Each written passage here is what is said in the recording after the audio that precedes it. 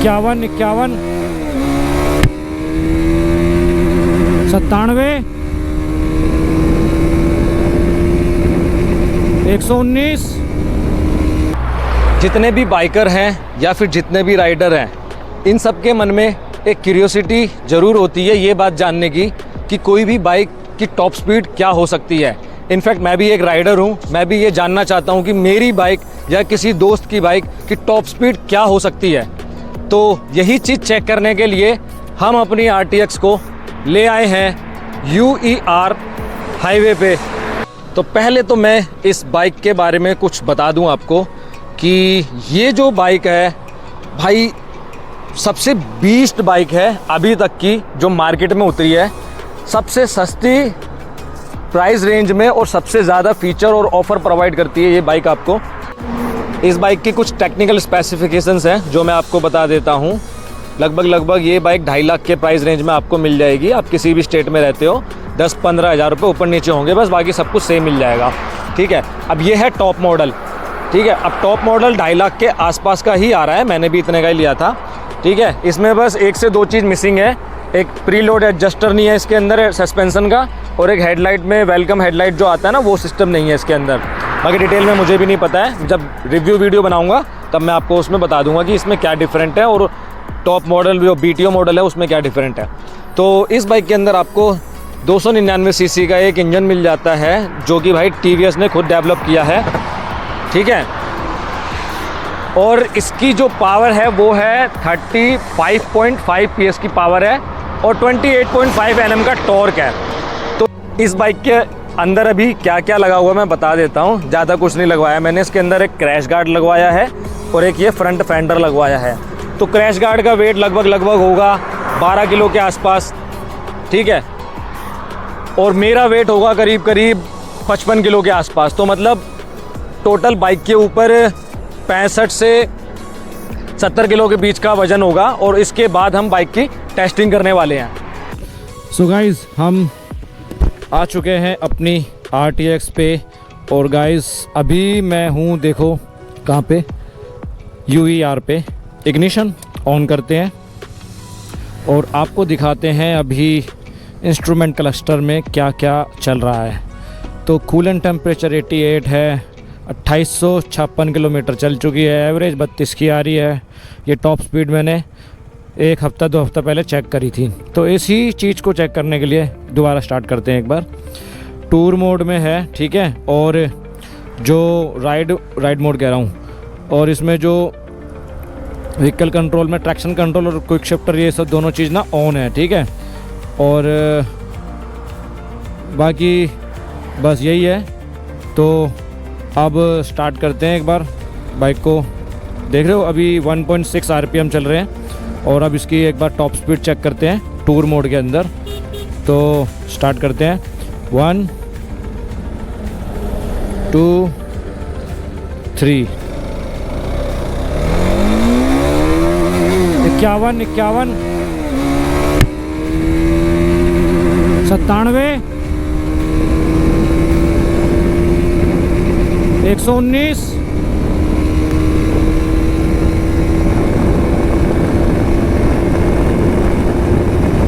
138,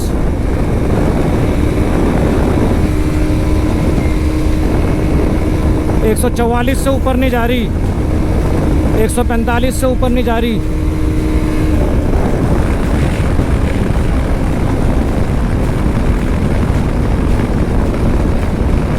इसकी लाइट अपने आप बंद होगी, देखो गाइस, लाइट जो है ना हेडलाइट अपने आप बंद होगी थी, अब दोबारा ऑन हुई है। तो गाइस आपने देखा अभी 145 से ये गाड़ी ऊपर नहीं गई। तो अब क्या कहते हो, इसको मोड चेंज करके ट्राई करें एक बार। तो एक बार इसको दूसरे मोड में डालते हैं भाई। इसको डालते हैं अब रैली मोड में, क्योंकि रैली मोड में जो है ना ट्रैक्शन कंट्रोल और ABS शायद ऑफ हो जाता है। तो देखते हैं, क्लोज थ्रोटल, तो रैली मोड में आ गई है भाई। ठीक है, अब इसको फिर से एक बार रैली मोड में चेक करते हैं। रियर ABS देखो ऑफ दिखा रहा है इसके अंदर अभी। ठीक है, तो अब ट्राई करते हैं एक बार और। वाइजर डाउन, चौथे गियर में स्टार्ट कर रहा हूँ मैं, पहले से स्टार्ट नहीं कर रहा।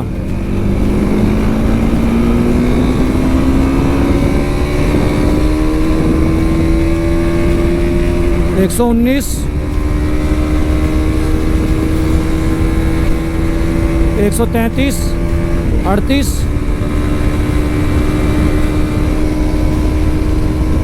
144, 144 से ऊपर नहीं जा रही भाई। अब आपने देख लिया 144 से ऊपर नहीं गई। देखो वो जा रही है भाई 140-45। तो पीछे शायद पीसीआर भी आ रही है, अपने को निकलना पड़ेगा यहाँ से। अब इसको अब हम अर्बन मोड पे डालते हैं और एक बार फिर चेक करते हैं इसकी टॉप स्पीड क्या जाती है। तो अब आ गई है देखो अर्बन मोड के अंदर, ठीक है। इसका पूरा सिस्टम ही इंस्ट्रूमेंट क्लस्टर का चेंज हो चुका है। तो मैं चौथे गियर में डाल के फिर एक बार स्टार्ट करता हूँ, ठीक है। देखते हैं।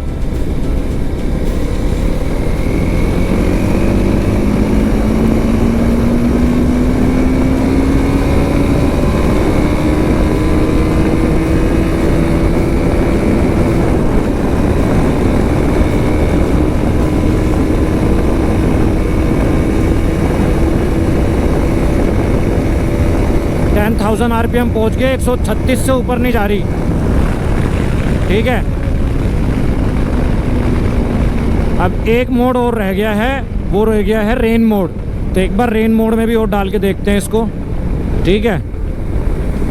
रेन मोड में डाल देते हैं इसको, ठीक है। ये देखो, ओ सॉरी, रेन मोड नहीं हो गया, ये तो कोई और सा मोड हो गया यार। रेन मोड ये डाल दिया हमने, ठीक है। अब रेन मोड में आ गई। अब देखो रेन मोड में भी कलर पूरा चेंज हो गया है। अब चौथे गियर में डालते हैं, फिर स्टार्ट करते हैं एक बार।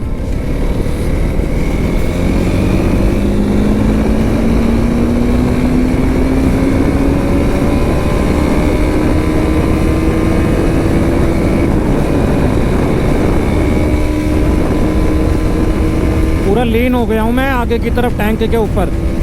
136 से ऊपर नहीं जा रही, देख रहे हो। ये देखो लिमिटर आ गया है।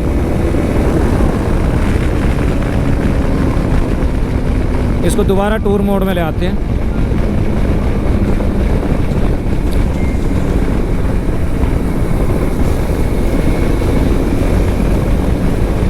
तो चारों मोड की मैंने टॉप स्पीड चेक कर ली है इसकी, ठीक है। अब आपको कंक्लूजन बता देता हूँ एक बार मैं।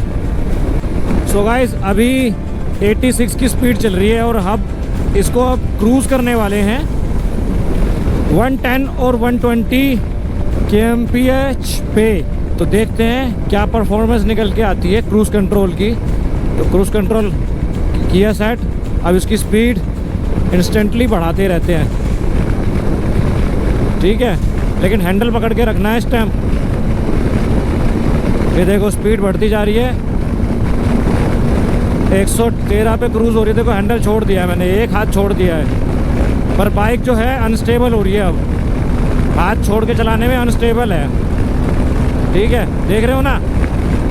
तो ये है इसकी सबसे बड़ी प्रॉब्लम।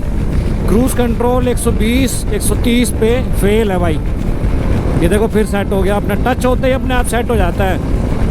120 पे सेट हो गया, देखो।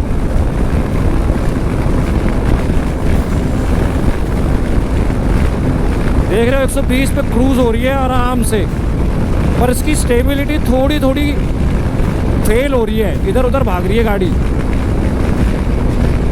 ऑफ कर देते हैं अब, क्योंकि रोड पे यार ट्रक चल रहे हैं तो बहुत रिस्की हो जाता है। सो गाइस, इस बाइक को हमने 4 मोड में चला के देखा, जैसे कि आपने वीडियो में देखा है। अभी ये बाइक 145 से ऊपर गई ही नहीं। और उसके बगल में भाई ये KTM चल रही थी, लोकी भाई की बाइक। लोकी भाई 150 प्लस गई थी, नहीं गई थी?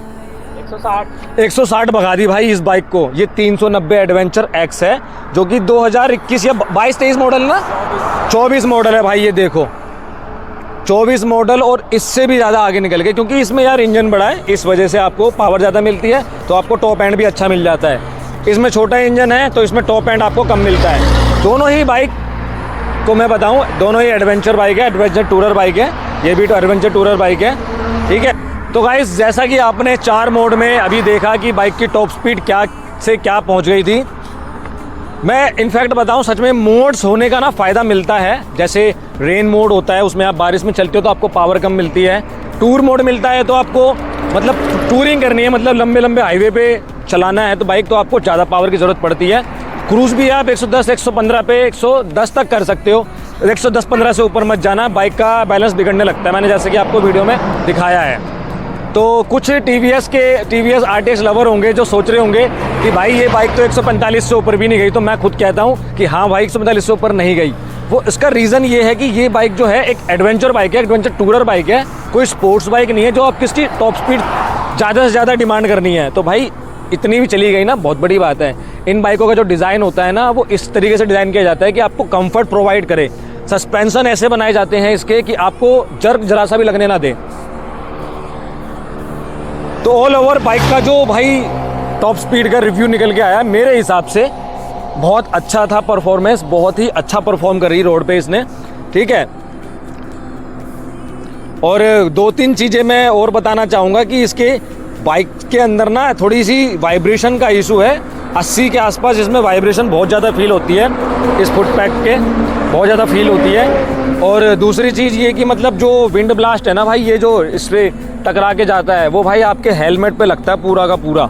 सच में ये 2-3 चीज़ें मेरे को बहुत फील हुई है, और ये स्टेबिलिटी खोने लगती है 130 के आसपास। सो गाइज़, अगर आपको ये वीडियो अच्छी लगी हो तो प्लीज़ चैनल को सब्सक्राइब करें, वीडियो को लाइक करें, और आपको कुछ भी बताना हो या पूछना हो तो आप कमेंट कर सकते हैं। बाकी इस वीडियो से आपको निराश होने की ज़रूरत नहीं है, क्योंकि ये हमारी RTX सच में अभी भी मार्केट के अंदर एक ऐसी बीस्ट बनी हुई है जो देखने को नहीं मिल रही लोगों को। आप खरीदने की तो छोड़ो, 7-7 महीने की वेटिंग चल रही है इस बाइक की। तो वीडियो को यहीं एंड करते हैं, और अगर आपको मेरा स्पीति व्लॉग देखना है तो डिस्क्रिप्शन में मैंने उसकी लिंक डाल दिए हैं, आप प्लीज़ उसको एक बार चेकआउट करना। ऑफ रोड पे क्या परफॉर्मेंस है, स्पीति राइड पे ऑल ओवर क्या परफॉर्मेंस निकल के आती है, उसको जरूर एक बार चेकआउट करना। तो मिलते हैं नेक्स्ट वीडियोज़ के अंदर, तब तक के लिए tata bye bye. Signs light up the night.